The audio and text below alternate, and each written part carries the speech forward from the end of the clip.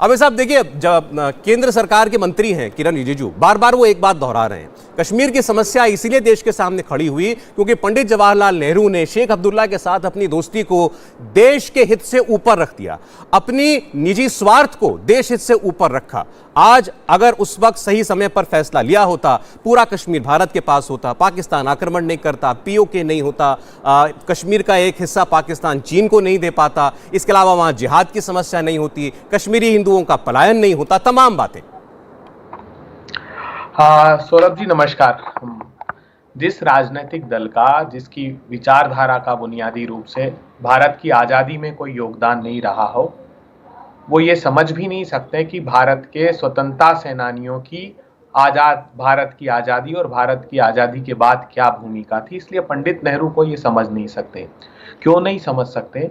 क्योंकि श्यामा प्रसाद मुखर्जी, जिसने अलग पाकिस्तान का प्रस्ताव फजलुल हक ने पढ़ा था, लाहौर का प्रस्ताव जिसको कहा जाता है, उनके साथ बंगाल में सरकार बनाई। वीर सावरकर की जो हिंदू महासभा है, उसने नॉर्थ ईस्ट फ्रंटियर प्रोविंस और सिंध प्रांत में मुस्लिम लीग के साथ सरकार बनाई। उस मुस्लिम लीग जिसने अलग पाकिस्तान का प्रस्ताव असेंबली में पढ़ा, उसके साथ ही बरकरार रहे। अब मैं सीधे से रिजू जी से सवाल पूछना चाहता हूं, वेयर वाज श्यामा प्रसाद मुखर्जी जब 5 मार्च 1948 को राजा हरि सिंह ने कहा कि 2 विधान और 2 निशान रहेंगे? जब 15-16 मई 1949 को वल्लभ भाई पटेल के दिल्ली निवास पर आर्टिकल 370 फाइनली निगोशिएट किया गया, तब श्यामा प्रसाद मुखर्जी कहां थे? 26 जनवरी 1950 जब आर्टिकल 370 आ गया, तब श्यामा प्रसाद मुखर्जी कहां थे? श्यामा प्रसाद मुखर्जी भारत सरकार के कैबिनेट के मंत्री थे, जिनके हस्ताक्षर से आर्टिकल 370 आया। तो ये झूठ परोसते हैं कि बुनियादी रूप से वो इस आर्टिकल 370 के खिलाफ थे। नहीं, अब अभय जी, मैं थोड़ा सा डिबेट पर लाना चाहता हूं। डिबेट श्यामा प्रसाद मुखर्जी की भूमिका पर नहीं है, उस वक्त के प्रधानमंत्री की भूमिका पर है, जो नेहरू जी थे। और नेहरू जी अक्टूबर में जब फाइनली कश्मीर के महाराजा ने ट्रीटी ऑफ एक्सेशन साइन किया, जब कश्मीर भारत का हिस्सा बना, पूरा कश्मीर नहीं क्योंकि कुछ हिस्सा पाकिस्तान हड़प चुका था, उस वक्त और उस वक्त से पहले कुछ हफ्तों में या महीनों में क्या हो रहा था? दावा किरण रिजिजू ये कर रहे हैं कि पंडित नेहरू ने डिले किया कश्मीर के विलय को भारत में, सिर्फ इस बात के लिए, महाराजा हरि सिंह पर दबाव बनाने के लिए कि पहले शेख अब्दुल्ला को जेल से छोड़ो, शेख अब्दुल्ला की सरकार बनाओ, उसके बाद मैं स्वीकार करूंगा कश्मीर का भारत में विलय। देखिए, एक बार उनसे कहिए कि जरा इतिहास को, वो पूर्वाग्रह को दूर रखकर पढ़ने की कोशिश करें। मोदी सरकार की नाकामियों पर पर्दा डालने के लिए रोज झूठ परोसते हैं। मैं आपको सिलसिलेवार सिर्फ 20 सेकंड में पूरी कहानी समझा देता हूं। 15 जून 1947, तारीखें याद रखिएगा, बहुत महत्वपूर्ण है।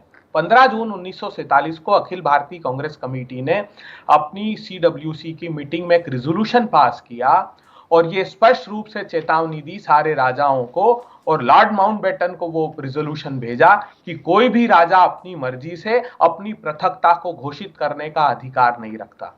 4 जुलाई को पंडित नेहरू ने पत्र लिखकर राजा हरि सिंह को चेतावनी भरे शब्दों में कहा कि अलग भारत से होने के लिए आपको विचार भी नहीं करना चाहिए। क्यों? क्योंकि Raja Hari Singh standstill agreement करना चाहते थे, रिजिजू साहब, जिसके लिए पंडित नेहरू तैयार नहीं थे। क्या होता है स्टैंड स्टील एग्रीमेंट? वो भारत और पाकिस्तान से स्टैंड स्टील एग्रीमेंट करना चाहते थे कि हम एक पृथक देश रहना चाहते हैं। पाकिस्तान ने उस स्टैंड स्टील एग्रीमेंट पर हस्ताक्षर कर दिए थे। पाकिस्तान ने सप्लाई, टेलीग्राफ और कम्युनिकेशन अपना स्टार्ट भी कर दिया था कश्मीर प्रांत में। 27 सितंबर को पंडित नेहरू ने वल्लभ भाई पटेल को एक विस्तार से पत्र लिखा। 27 सितंबर कब? एक माह पहले, जब 24 अक्टूबर को के समय हमला हुआ, उसके पहले पत्र लिखा पंडित नेहरू ने। क्या लिखा? कि मुझे ये जानकारी मिली है कि मुस्लिम लीग पंजाब नॉर्थ वेस्ट फ्रंटियर प्रोविंस के हिस्से से बड़े मात्रा में अपने लोगों को हमला करने के लिए भेज रही है, हमको तैयारी करनी चाहिए, नहीं तो वो वहां पर ठंड बढ़ने के बाद हम तैयारी नहीं कर सकते। उसके बाद 1 मिनट, मई के महीने में लॉर्ड माउंटबेटन को, ये सारे रिकॉर्ड पर है, मेरे पास सारा कम्युनिकेशन उसका पड़ा है, लॉर्ड माउंटबेटन को पत्र लिखा क्योंकि रेडक्लिफ उस समय सीमाओं के दायरे को तय कर रहे थे। तो उन्होंने कहा कि हर हाल में जम्मू कश्मीर भारत के हिस्से में आना चाहिए। लॉर्ड माउंटबेटन ने प्रतिक्रिया देते हुए पत्र लिखा कि अपना विस्तार से प्रस्ताव भेजिए, क्योंकि उस दौरान वल्लभ भाई पटेल नहीं चाहते थे कि कश्मीर भारत के हिस्से में आए। उस पर आते हैं। एक मिनट सौरभ जी मुझे बात पूरी कहने दीजिए, उसके बाद मौका मत दीजिएगा। क्यों?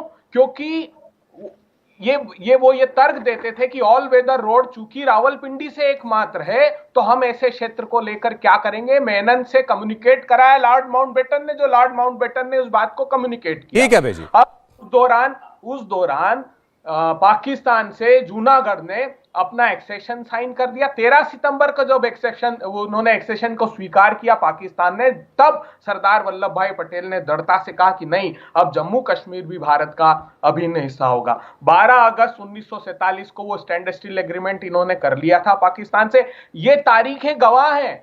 चलिए ठीक है, आप कह रहे हैं कि पंडित जवाहरलाल नेहरू अनकंडीशनली कश्मीर का भारत में विलय चाहते थे। महाराजा हरि सिंह थे जो उस चीज को टाल रहे थे, और महाराजा हरि सिंह भारत से भी बात कर रहे थे, पाकिस्तान से भी बात कर रहे थे। आपने सरदार वल्लभ भाई पटेल का भी जिक्र किया कि सरदार साहब को उस वक्त तक कश्मीर में बहुत इंटरेस्ट नहीं था, लेकिन जब जूनागढ़ पर पाकिस्तान ने अपना दावा कर दिया तब उन्होंने कहा कि अब कश्मीर हम लेंगे। इस बात का भी जिक्र किया है किरण रिजिजू ने अपने आर्टिकल के अंदर। और एक फैक्ट जो आपने भी बताया वो कॉमन है, आपने जो बोला और जो किरण कह रहे हैं कि उस वक्त की भारत सरकार के पास यह एक्शनेबल इंटेलिजेंस थी कि पाकिस्तान कबायलियों के भेष में आक्रमण कर सकता है। और आपने भी कहा कि 1 महीना पहले भारत सरकार को यह पता था, उसके बावजूद सेना नहीं भेजी गई जब तक वो श्रीनगर के करीब नहीं पहुंच गए। इंडिया टीवी हर वक्त हर जगह डाउनलोड करने के लिए सर्च करें India TV news Google play store या ऐप स्टोर पर।